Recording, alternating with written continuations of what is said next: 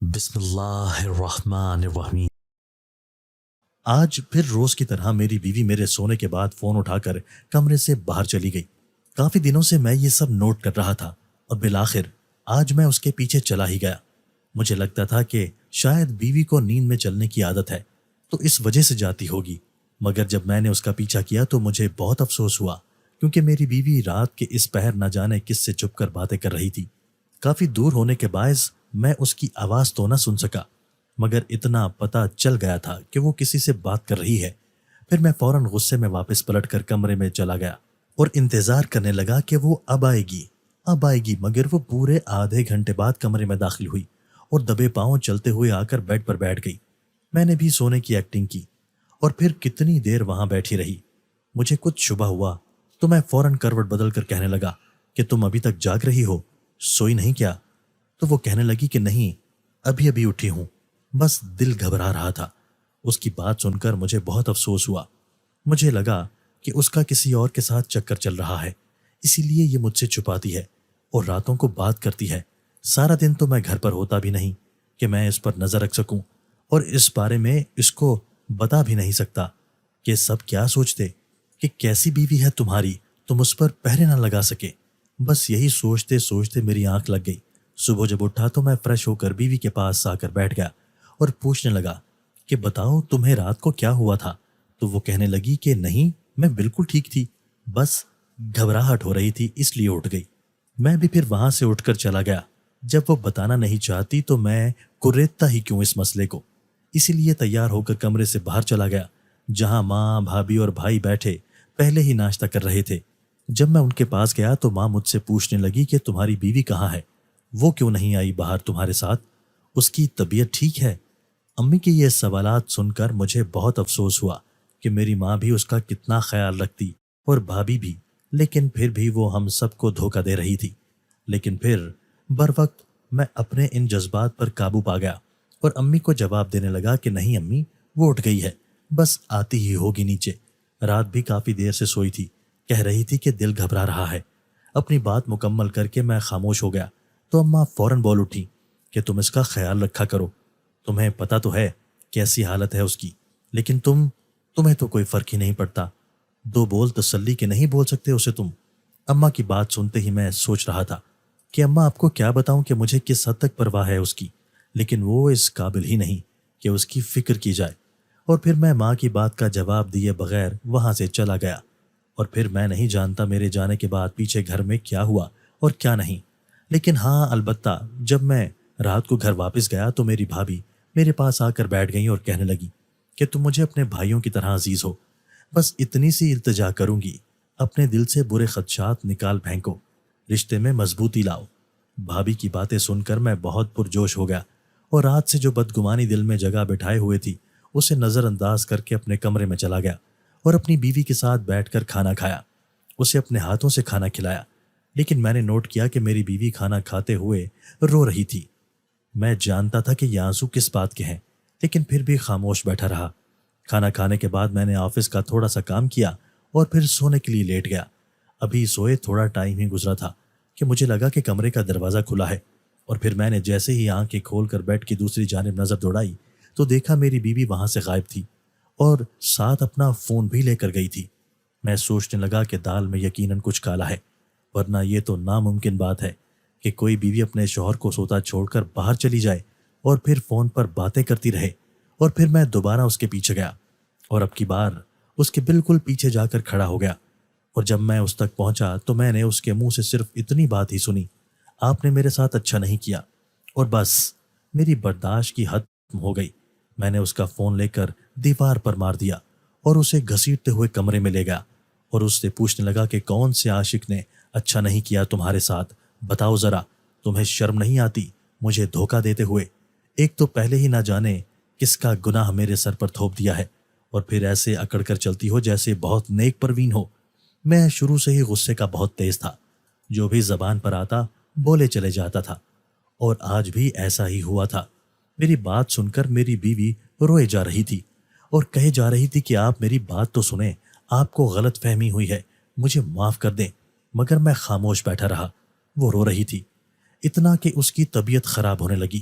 اور عین اس وقت بھابھی کمرے میں آ گئیں اور میری بیوی کی طبیعت خراب ہوتی دیکھ کر مجھ پر افسوس بھری نگاہ ڈال کر اسے اٹھا کر اپنے ساتھ لے گئی۔ میں کافی دیر انتظار کرتا رہا، لیکن ان کو کافی ٹائم ہو گیا تھا گئے ہوئے۔ میں نے بھابھی کو کال کی تو وہ مسلسل میرا فون کاٹ رہی تھی۔ مجھے پھر سے غصہ آنے لگا کہ میری بیوی ساتھ لے گئے ہیں اور مجھے ہی نہیں بتا رہے کہ کیا ہوا ہے۔ لیکن خیر، کچھ دیر بعد میرا غصہ ٹھنڈا ہونے لگا اور ڈھیروں شرمندگی آن گھیری کہ میں اس وقت ضرورت سے زیادہ ہی بول گیا تھا۔ مجھے اپنی بیوی کا لحاظ کرنا چاہیے تھا۔ اگر اس کو کچھ ہو جاتا تو میں کیسے رہتا؟ ابھی میں یہ سب سوچ رہا تھا کہ گاڑی کا ہارن بجنے لگا۔ میں سمجھ گیا تھا کہ بھائی اور بھابھی آ گئے ہیں، اس لیے فوراً نیچے کی طرف بھاگا۔ لیکن جب وہ لوگ اندر آئے تو بیوی کے ہاتھوں پر برینڈلا لگا ہوا تھا۔ میں ایک دم ڈر گیا کہ ایسا بھی کیا ہو گیا تھا، اور میں فوراً اپنی بیوی تک پہنچا اور بھابھی سے پوچھنے لگا کہ کیا ہوا ہے، لیکن وہ خاموش رہی۔ معمول سے برعکس آج میری بیوی بھی خاموش تھی۔ بھائی تو آتے ساتھ ہی کمرے میں جا چکے تھے۔ طرح طرح کے وہم میرے دل میں بسیرا کر رہے تھے۔ میری سانسیں خشک ہونے لگیں، مگر کوئی بولنے پر روادار نہ تھا۔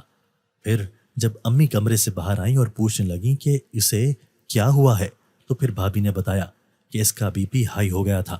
ڈاکٹر نے احتیاط کا بولا ہے اور کہہ رہی تھی کہ بہت ویکنس ہے، اگر نیکسٹ ٹائم ایسا ہوا تو ہم بچے کو نہیں بچا سکیں گے۔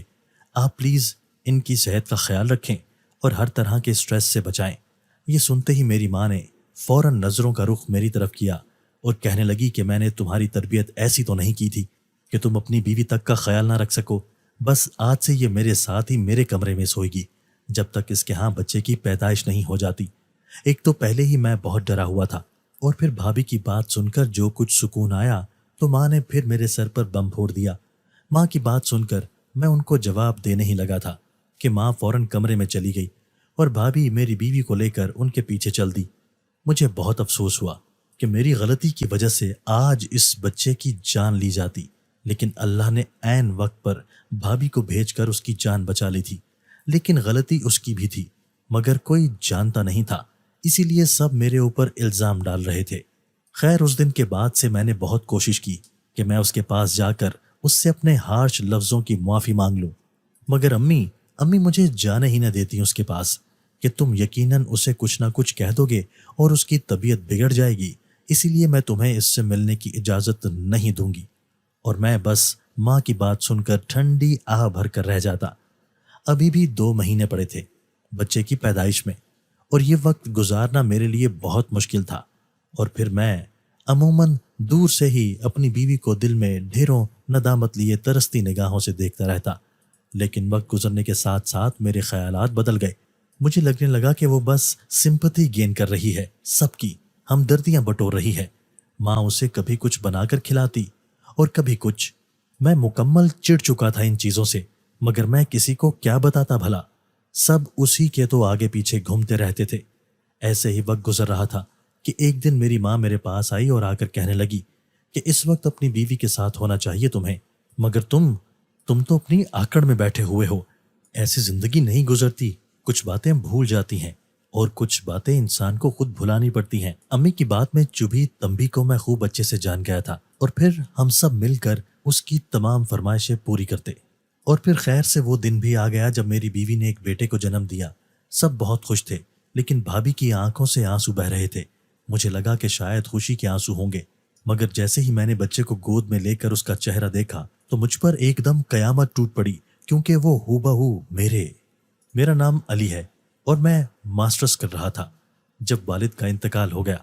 والد کی وفات کے بعد ہمارے حالات بہت ڈاؤن ہو گئے، لیکن پھر اسی وقت بھائی نے ایک کمپنی میں جاب شروع کی اور وہاں سے کماتے، پارٹ ٹائم جاب کرتے اور ان تک محنت کرتے، صرف اسی لیے کہ ہمارا سٹیٹس دوبارہ اونچا ہو سکے۔ اور پھر ایسا ہی ہوا۔ آہستہ آہستہ وقت گزرنے کے ساتھ ساتھ بھائی کو اللہ نے بہت ترقیوں سے نوازا اور ہمیں بھی بہت عزت دلائی۔ ایسے ہی ہمارے رات اور دن تمام ہو رہے تھے کہ ایک دن بھائی آئے اور آ کر کہنے لگے کہ میرے آفس میں ایک لڑکی ہے جس سے میں محبت کرتا ہوں، وہ یتیم اور مسکین ہے، آپ نے بس کل جا کر اسے دیکھ کر رشتہ پکا کر آنا ہے۔ ہمارے خاندان میں پسند کی شادیاں عام تھیں، کوئی روک ٹوک نہ تھی، اور اب تو ابا بھی سر پر نہیں تھے، ہم کہاں بھاگ دوڑ کرتے۔ اسی لیے امی خاموشی سے مان گئیں اور اگلے دن لڑکی کے گھر چلی گئیں۔ وہاں گئیں تو پتہ چلا کہ ان کے والدین کا ایک حادثہ میں انتقال ہو گیا تھا۔ تب سے اس لڑکی نے پڑھنا چھوڑ کر کمانا شروع کر دیا تھا تاکہ گھر کے اخراجات اٹھا سکے اور بہن کو اعلیٰ تعلیم دلوا سکے، اور وہ ایسا ہی کر رہی تھی۔ اور مزید چند باتیں کر کے ماں گھر واپس آ گئی۔ رات کو جب بھائی آئے تو وہ بتانے لگی کہ یہ لڑکی تو بہت اچھی اور معصوم سی ہے، میرے لیے انکار کا کوئی جواز نہیں، لیکن ہاں ایک مسئلہ ہے، اور وہ مسئلہ یہ ہے کہ اس کی ایک بہن بھی ہے، اور اس کے علاوہ ان کا یہاں کوئی بھی نہیں، اور وہ ذرا سا بھی بھروسہ نہیں کر سکتی کسی پر اپنی بہن کو لے کر، اس لیے وہ چاہتے ہیں کہ وہ جہاں بھی رہے اس کا سسرال یہ ہو یا کوئی اور، مگر وہ اپنی بہن کو اپنے ساتھ رکھے گی۔ اس لیے میں اب سوچ رہی ہوں کہ مجھے کیا کرنا چاہیے۔ اور پھر ماں بھائی سے پوچھنے لگی کہ تمہاری اس پر کیا رائے ہے؟ تو بھائی کہنے لگے کہ ماں جیسا آپ چاہیں گی ویسا ہی ہوگا، جہاں ہم اتنے لوگ ہنسی خوشی رہیں گے وہاں ایک اور کا بھی اضافہ ہو جائے تو کوئی مسئلہ تو نہیں۔ ماں بھائی کی یہ بات سن کر سمجھ گئی تھی کہ وہ اس رشتے سے راضی ہے اور ہو سکتا ہے کہ یہی ہو جائے، اس لیے اماں نے 2 دن کے وقفے کے بعد بھائی کا رشتہ پکا کر دیا اور کہنے لگی کہ اگلے مہینے کے دوسرے جمعہ کو نکاح رکھ لیتے ہیں۔ اور پھر خیر سے بھائی کی شادی بھی ہو گئی، اور شادی تو نہیں، ہاں البتہ سادہ سا نکاح تھا جس میں محض ہماری طرف سے ہی چند لوگ شامل تھے، اور بھابھی کے ساتھ بھابھی کی بہن بھی اس گھر سے رخصت ہو کر ادھر آئی تھی کیونکہ ان کا اور کوئی نہیں تھا۔ پہلے جب میں نے بھابھی کی بہن کو دیکھا تو دیکھتا رہ گیا، وہ تو چھوٹی اور بہت کیوٹ سی تھی، مگر اتنی بھی چھوٹی نہیں تھی، یا شاید بس دیکھنے میں ہی چھوٹی لگتی تھی۔ جب بھابھی کی شادی ہوئی تو اس کے بعد ہم سب بہت خوش رہتے، ہنستے کھیلتے، ایسے جیسے گھر میں رونق آ گئی تھی۔ لیکن ایک رات میں نے نوٹ کیا کہ رات کے 2:30 بجے کے قریب بھابھی کی بہن میرے کمرے میں داخل ہوئی۔ مجھے لگا کہ شاید اسے کچھ چاہیے ہوگا، مگر ایسا نہ تھا، وہ تو نیند میں چل رہی تھی۔ میرے دل میں ایک دم خیال آیا کہ اگر کسی نے اس طرح رات کے اس وقت ہمیں اکٹھے دیکھ لیا تو کیا سوچیں گے، اس لیے میں وہاں سے اٹھ کر باہر لاؤنج میں جا کر سو گیا۔ اگلے دن میں نے باتوں ہی باتوں میں بھابھی سے پوچھا کہ آپ کی بہن کو راتوں کو نیند میں چلنے کی عادت ہے نا؟ تو وہ کہنے لگی کہ تمہیں کیسے پتا؟ پھر میں ان کے ساتھ مذاق کرنے لگا کہ رات ساری تو آتما بن کر گھومتی رہتی ہے اور روز رات کو میرے کمرے میں آ جاتی ہے مجھے بھی ڈرانے۔ تو ایک دم ہنستے ہنستے بھابھی سنجیدہ ہو گئی۔ مجھے احساس ہوا کہ شاید میں نے کچھ غلط بولا ہے، اسی لیے میں فوراً اپنی ماں کے پاس گیا اور ان کو بتانے لگا کہ میں نے بھابھی سے ایسا مذاق کیا ہے اور ان کو برا لگ گیا ہے۔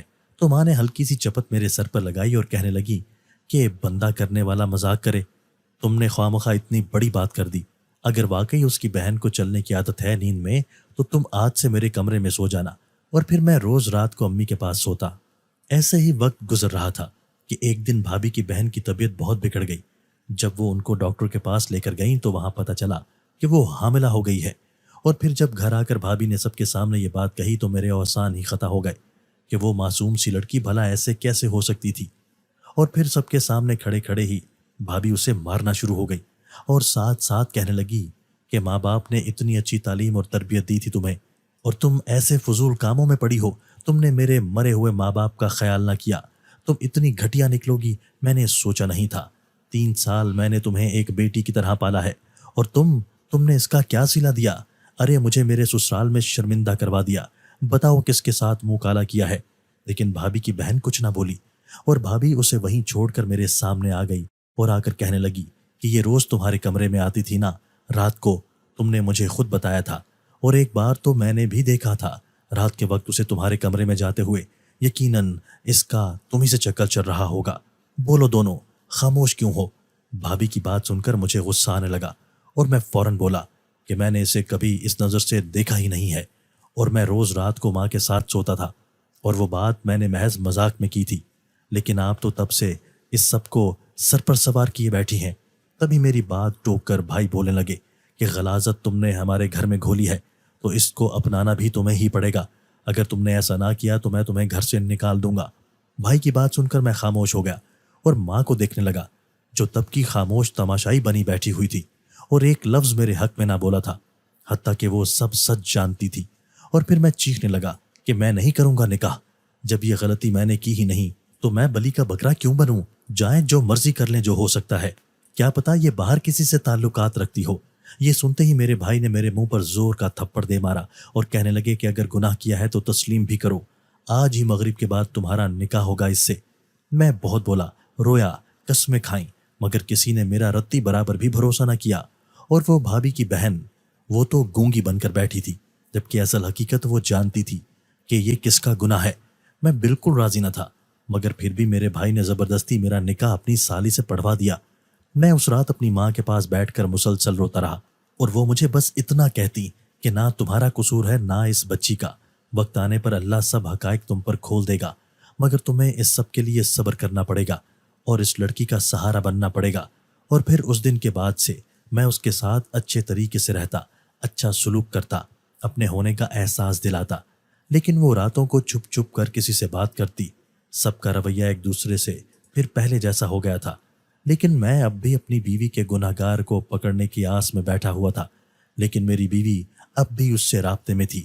میں اس سے بہت پوچھتا، مگر وہ ٹال دیتی۔ ایسے ہی اس کے حمل کے 9 مہینے گزر گئے، اور جب اس نے بچہ جنا تو سب بہت خوش تھے، لیکن بھابھی کی آنکھوں سے آنسو بہہ رہے تھے۔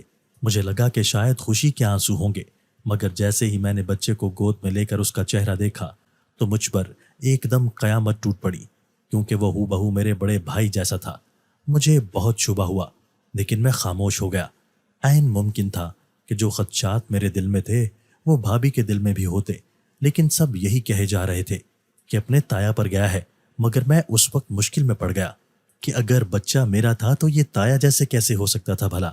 یا ہو سکتا ہے ایسا ممکن ہو میں ہی زیادہ سوچ رہا ہوں۔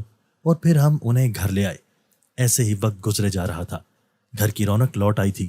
وہ بچی سب کی جان تھی، کبھی کوئی اسے اٹھاتا اور کبھی کوئی چند مہینوں بعد میری بھابھی بھی حاملہ ہو گئی۔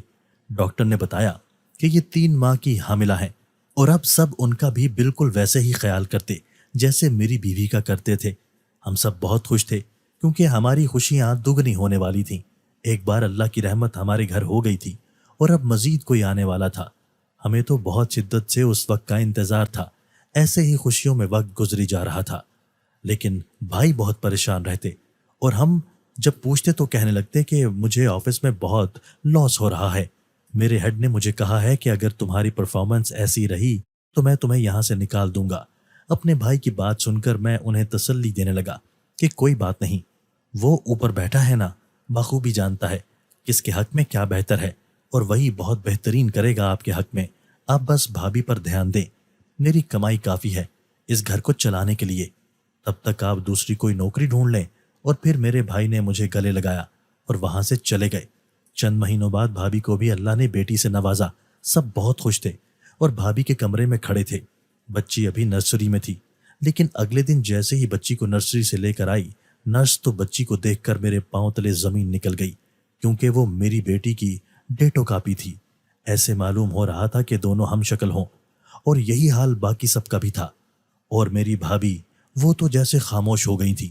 میں نے انہیں بہت کہا کہ یہ اللہ کا معجزہ بھی ہو سکتا ہے کہ دونوں بھائیوں کو ایک جیسی اولاد دی ہے اللہ نے، لیکن وہ میری ایک بات ماننے پر راضی نہ تھی۔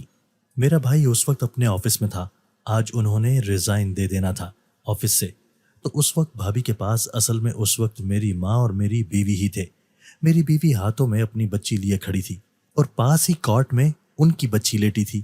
بھابھی کچھ نہ بولی سوائے اس کے کہ ان دونوں بچوں کا ابھی اسی وقت DNA ٹیسٹ کرواؤ۔ میری بیوی تھر تھر کانپ رہی تھی اور کہہ رہی تھی کہ میں اپنی بیٹی نہیں دوں گی، مگر بھابھی کی حالت کو دیکھتے ہوئے ماں نے مجھے کہا کہ ہر صورتحال میں ٹیسٹ کروا کر لاؤ۔ اور پھر میں دونوں بچوں کا بلڈ سیمپل دے کر آیا، جس کی رپورٹ ہمیں مزید 2 گھنٹے میں ارجنٹ میں مل گئی، اور میں وہ رپورٹ لے کر ڈاکٹر کے پاس گیا۔ لیکن ڈاکٹر کی بات سن کر میرا دماغ سن ہونے لگا۔ میں اپنے بھائی کو کیا سمجھتا تھا اور وہ کیا نکلا۔ میں جس حقیقت کو جھٹلانے کی کوشش کر رہا تھا وہی حقیقت میرے سامنے آئی تھی، لیکن مشکل امر یہ تھا کہ میں یہ سب جا کر اپنی بھابھی کو کیسے بتاتا، مگر مجھے یہ ہمت دکھانی ہی تھی۔ اور پھر میں وہ رپورٹ لے کر بھابھی کے روم میں چلا گیا، جہاں ماں، بھابھی اور میری بیوی میرا انتظار کر رہے تھے۔ اور پھر میں نے وہاں سچائی بتائی کہ یہ دونوں بچیاں بھائی کی ہیں۔ یہ سنتے ہی بھابھی نڈھال ہو گئی اور سکتے کی کیفیت میں چلی گئی، مگر ہمارے پاس کوئی لفظ نہ تھا ان کو تسلی دینے کے لیے۔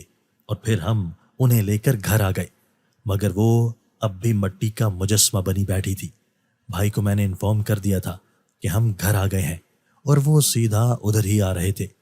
اور میں اپنی بیوی کے پاس گیا اور اس سے پوچھنے لگا کہ بتاؤ کیا تم جانتی تھی کہ یہ سب تمہارے ساتھ بھائی نے کیا ہے؟ مگر وہ خاموش رہی۔ میں ایک بار پھر دھاڑا تو وہ کہنے لگی، ہاں میں یہ سب جانتی تھی، لیکن میں ایک لفظ بھی اسی لیے نہ بولی کیونکہ مجھے بھائی نے دھمکی دی تھی کہ اگر تم نے ایسا کچھ کیا تو میں تمہاری بہن کو طلاق دے دوں گا اور پھر اس کا وہ حال کروں گا کہ تم سوچ سوچ کر روگی۔ آپ پوچھتے تھے نا کہ میں راتوں کو کس کو کال کرتی ہوں، تو میں آپ کو بتانا چاہتی ہوں کہ میں راتوں کو آپ کے بھائی کو ہی کال کرتی تھی اور انہیں کہتی تھی کہ آپ ظالم ہیں، آپ نے میرے ساتھ اچھا نہیں کیا، مگر یاد رکھنا میرا اللہ آپ سے اس ظلم کا بدلہ لے گا۔ مجھے لگتا ہے کہ آج وہی وقت ہے جب ان سے ان کے ظلم کا بدلہ لیا جائے گا۔ ابھی میری بیوی بول ہی رہی تھی کہ بھائی آ گئے اور آ کر بتانے لگے کہ میں ریزائن دے آیا ہوں، لاؤ بھائی مجھے میری بیٹی تو لا کر دکھاؤ۔ اور پھر جب میں بیٹی لے کر آیا تو وہ پکڑ کر پیار سے کہنے لگے کہ میرے چھوٹے بھائی اپنی نہیں میری بیٹی لاؤ، اور آج یہ اتنی چھوٹی سی کیوں لگ رہی ہے اور یہ یہاں گمسم سی کیوں بیٹھی ہے؟ پھر میں نے بھائی کو جواب دیا کہ بھابھی گمسم سی اس لیے ہے کیونکہ جو بچی آپ نے ہاتھ میں اٹھائی ہوئی ہے یہ آپ ہی کی بیٹی ہے جسے بھابھی نے کل ہی جنم دیا ہے۔ میری بات سنتے ہی بھائی کے چہرے کا رنگ اڑ گیا اور وہ کھڑے ہو کر کہنے لگے کہ ایسا نہیں ہو سکتا، اور پاس کھڑی ماں کو اپنی بچی پکڑا دی۔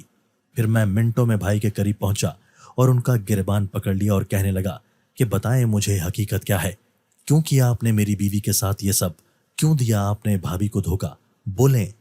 پہلے تو بھائی انکار کرتے رہے کہ نہیں ایسا کچھ نہیں ہے، پھر تھک ہار کر بھابھی کے قدموں میں بیٹھ کر روتے ہوئے بتانے لگے کہ جب میں نے پہلی بار اس لڑکی کو آفس میں دیکھا تو مجھے بہت اٹریکٹ کی، میں نے اسے بلانا چاہا تو سب کے سامنے میرے منہ پر انکار کر کے چلی گئی، سب میرا مذاق اڑانے لگے، اور پھر میں اس کے پاس گیا اور گزرتے وقت کے ساتھ ساتھ اسے اپنی محبت کے جال میں پھنسایا۔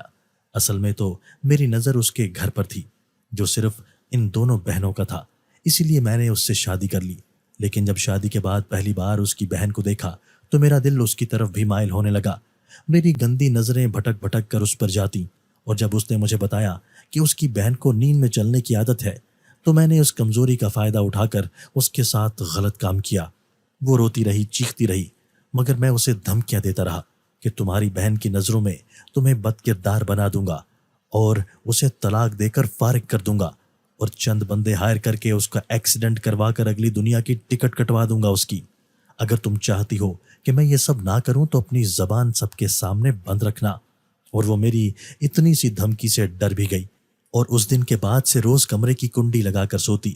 میں عموماً اس کے کمرے میں جانے لگتا تو دروازہ بند ملتا، اور پھر چند دنوں بعد اس کی طبیعت بگڑ گئی، اور جب ڈاکٹر نے بتایا کہ یہ حاملہ ہے تو میں ڈر گیا کہ اگر کہیں اس نے میرا سچ کھول دیا تو۔ لیے جب میری بیوی تم پر الزام لگا رہی تھی عین اسی وقت میں بھی بول اٹھا کہ کسی کا شک مجھ پر نہ جائے، اور اپنا کیا دھرا سب کچھ تمہارے کندھوں پر ڈال دیا اور تمہاری اس سے شادی کروا دی۔ چند دن تک تو اس کی زبان بند رہی، مگر پھر مجھے آدھی رات کو کال کر کے کہنے لگتی کہ میرا خدا تم سے بدلہ لے گا، اور میں ہنسنے لگتا۔ لیکن اب مجھے لگتا ہے کہ واقعی اللہ نے مجھ سے بدلہ لے لیا ہے اور میرے ساتھ مکافات عمل ہوا ہے، اسی لیے مجھے بیٹیوں سے نوازا ہے۔ اس کی بات سنتے وقت میں محض اپنی بیوی کا چہرہ دیکھ رہا تھا جو واقعی معصوم تھی، لیکن وقت اور دنیا کے لوگوں نے اس کی معصومیت چھین لی۔ ابھی میں یہ سوچ رہا تھا تو میرا بھائی اٹھ کر فوراً میری بیوی کے قدموں میں گر کر معافی مانگنے لگا اور رو رہا تھا، کہہ رہا تھا کہ مجھے معاف کر دو، مجھ سے غلطی ہو گئی، تم اگر معاف کرو گی تو اللہ میری بیٹیوں کے آگے میرا کیا دھرا نہیں لائیں گے، خدا را مجھے معاف کر دو۔ اور پھر میری بیوی نے اسے معاف کر دیا۔ میں نے فخر سے اپنی بیوی کو دیکھا تو واقعی مجھے اللہ نے بہترین سے نوازا تھا۔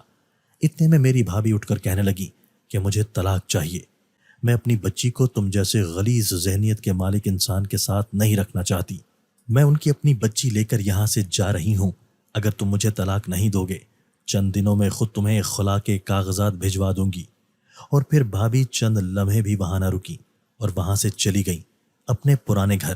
پورے 2 دن بعد بھائی کو خلا کے کاغذات آ گئے تھے جن میں بھابھی پہلے ہی سائن کر چکی تھی، اور پھر میں بھی اپنی بیوی، بچی اور ماں کو لے کر وہاں سے دوسرے گھر شفٹ ہو گیا۔ بھائی جیسے انسان کے ساتھ کوئی بھی نہیں رہنا چاہے گا، اور ویسے بھی انسان ایک سام سے دوبارہ نہیں ڈنگا جاتا، ایسے انسان کا یہی نتیجہ نکلتا ہے۔ اب بھائی اس گھر میں اکیلے رہتے ہیں، ہم سب نے اپنا رشتہ بھائی سے ختم کر دیا تھا۔ آج مجھے یقین ہو گیا تھا امی کی اس بات پر کہ وقت آنے پر اللہ واقعی سب حقائق کھول دیتا ہے، مگر اس سب کے لیے صبر کرنا پڑتا ہے۔ دوستو، اگر آپ کو آج کی ہماری یہ ویڈیو پسند آئی ہے تو اسے لائک کیجئے اور اسے اپنے پیاروں کے ساتھ شیئر ضرور کیجئے گا۔ اور ہاں، اگر آپ نے ابھی تک ہمارا چینل سبسکرائب نہیں کیا تو ہمارا چینل سبسکرائب کر دیجئے اور بیل آئیکن بھی پریس کر دیجئے تاکہ ہماری ہر نئی آنے والی ویڈیو آپ کو بر وقت مل سکے۔ اللہ حافظ۔